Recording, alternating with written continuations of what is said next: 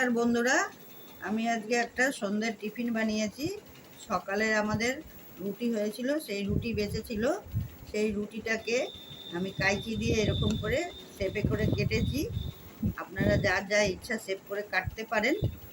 তারপরে সেটাকে তেলে ভাজা হয়েছে, ভেজে তার উপরে এর মধ্যে পেঁয়াজ কুচি, শসা কুচি, কাঁচা লঙ্কা কুচি, ধনেপাতা কুচি, তারপর টমেটো সস, এগুলো বিট নুন, এগুলো সব দিয়ে এগুলো সাজানো হয়েছে খাওয়ার জন্য আমাদের সন্ধ্যাবেলার টিফিন।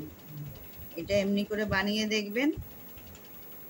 বেঁচে থাকা রুটি দিয়েও যে একটা এত ভালো টিফিন হয় সন্ধ্যাবেলা, না না খেলে বুঝতেই পারবেন না।